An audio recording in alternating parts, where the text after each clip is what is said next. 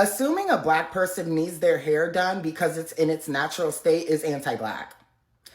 And it's also rooted in white supremacy. And I feel like a lot of times it's actually black people doing that to other black people and trying to police their hair. And I just fully believe that policing black people's hair in any way is anti-black. Like, that's the issue.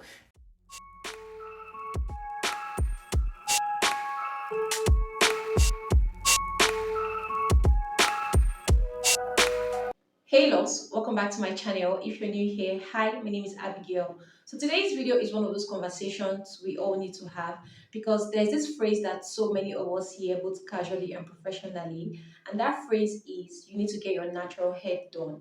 Is that statement just an advice or is it rooted in deep anti-black biases? Let's talk. Our hair literally grows in spirals and coils, and it grows upwards, and it has melanin in it, and it's basically like an antenna. Like, our hair is magical. So it makes me sad when I see like people trying to conform to westernized standards of beauty based off of their hair because they're black. And it's like, not only do we have like society saying, oh, like black people need to do something with their hair, but then we have black people within the community trying to police other black people's hair and what they do with it. And it's just like really insane to me because like you can actually just grow your hair out of your head and have it naturally be the way that it is. Like, you don't need to change it or style it and conform to other people's ways of thinking that your hair should be. Like, you can literally just grow it out of your head. Obviously, detangle it and put your oils in and shampoo and condition, but you can literally just grow your hair. And we live in a society where it's like everyone is trying to police black people's hair. And it's literally rooted in white supremacy. And it's gotten so far to the point where black people within our society have this internalized racism about how they feel about their hair. And it's really sad. It genuinely is so sad. And it makes me annoyed. Like, we need to get out of that way of thinking to conform to this white supremacist way of thinking. Like, literally, people can just have their hair be their hair. Black people can literally just do what they want with their hair, and it doesn't have to be special, and it doesn't have to be, styled or anything like that, because we already have jobs and places of education trying to police what black people can do with their hair. Like, we don't need to be doing that within our own community, because to be honest, all of it is insane. Anyone trying to tell anyone else what they should and shouldn't be doing with their hair. Like, what? That never made sense. So let's start with the actual statement, which is you need to get your natural hair done. On the surface, it sounds really simple, but black hair is not simple because it carries a lot of history, culture, and identity. So when someone tells a black woman to get her natural hair done, they might actually be texture policing her hair, or they might actually mean that her hair needs maintenance. But the problem with our hair is that our hair has been criticized for so many years. So innocent comments might feel loaded, but it's not the same thing as telling someone, "Oh, girl, your ponytail is messy." When it is directed to a black woman, it is often about the texture and not the style. So the comment becomes anti-black when it targets the core of our identity, which is the natural texture of our natural hair. And anti-blackness shows up when people treat natural hair or Afro-textured hair as unprofessional, as dirty or inappropriate, or something that needs to be fixed, managed, or hidden. And if we take a look at history, natural hair was banned in some schools, workplaces. Natural hair was labeled as unkept or something that was dirty. So many of our parents or even grandparents never wore their natural hair. And for those who wore their natural hair, they were punished for wearing their afro, that is their natural hair out, or any other African hairstyle that reflected African identity. It's insane. Imagine telling a black woman that she needs to fix her hair or she needs to hide or manage her hair because she has afro textured hair. That screams nothing but discrimination. Imagine a teacher sending out a child from a class because she has natural hair or calling her hair distracting. Or imagine someone telling you to straighten your hair or relax your hair for a job. So it's not about the style. It's about making black women shrink themselves to fit someone else's standard, and that is anti-blackness. And the issue becomes deeper when you add texturism to it. Because obviously, texturism is a preference of looser coils over tighter coils. And if you watch my videos a lot, you would know I talk about texturism. And I don't think it's going to end anytime soon. Because that is one thing that is affecting the natural hair community, texturism. A lot of time, this comment or phrase, you need to get your natural hair done, is not said to every black woman equally. Women with tighter coils or fussy hair gets this comment the most because obviously society has conditioned a lot of people to believe that looser coils are more better or easier to manage. So if a black woman with fussy hair or tightly coiled hair should wear her afro out or go to an event, they automatically assume that she's not well put together.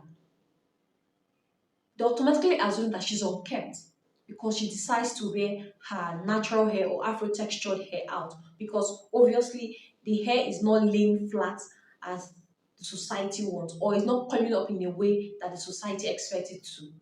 And that is texturism, and it is obviously and absolutely rooted in anti-black beauty standard. But now let's be fair and balanced. Not every time you hear the phrase or statement, you need to get your natural hair done, means that it's anti-black, right? Someone can actually walk up to you and tell you, oh, you need to get your natural hair done. Someone who tells you you need to get your natural hair done loves you. This is normal. It does not automatically mean anti-black, right? But the key difference to note when it is anti-black or when it is not anti-black has to do with the tone and the intent. Because someone who is telling you, someone who knows you or who genuinely tells you you need to get your natural hair done is not attacking how your hair grows out from your scalp or the texture of your hair. The person is basically addressing how your style is holding up. It's just like, okay, probably my mom should just tell me, oh, your braids are looking really old, you need to take it down and get another one done, right? That is not anti-blackness. She's basically telling me that my braids are really old, really rough, that I should take it down and get another one done. That is not anti-blackness. So basically, when someone says this comment, you need to get your natural hair done, it all depends on the tone and the intent. So basically, the tone and the intent matters, as well as the relationship as well. Because if a random person should just walk up to you and tell you, oh, you need to get your natural hair done, you should be able to tell if it is anti-blackness based on the tone and the intent. So basically, the tone and the intent and also the relationship matters.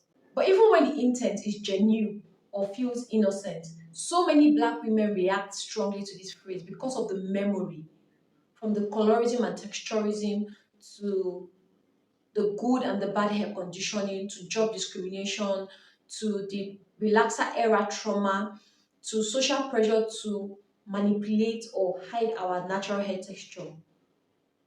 They react strongly to this.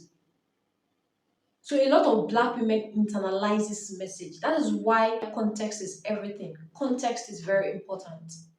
Psychologists also talk about something called appearance-based microaggression. These are small statements or comments that reinforce oppressive beauty standards even when they are said casually. And for black women, microaggression could be you saying things like, is that your real hair? Your hair is too big. You should straighten your hair. You should relax your hair. When you wear a wig, you look better. Get your natural hair done. Those are microaggression statements. This comment might feel small to the person saying it, but what about the person receiving it? So the person receiving it, what it only does is that it reinforces a pressure for them to change who they are. So no, saying things like that is not small. There's something really serious.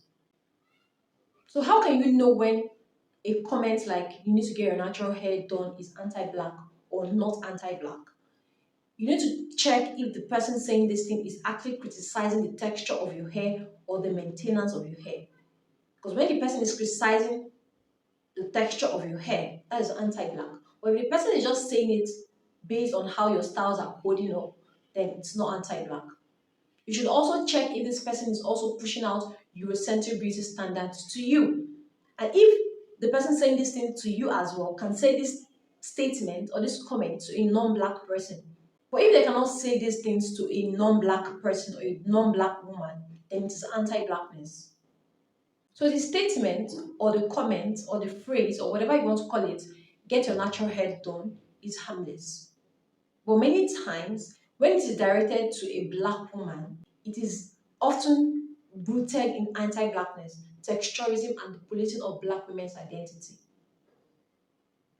So you should be able to differentiate when such comment is anti-black or when it is not.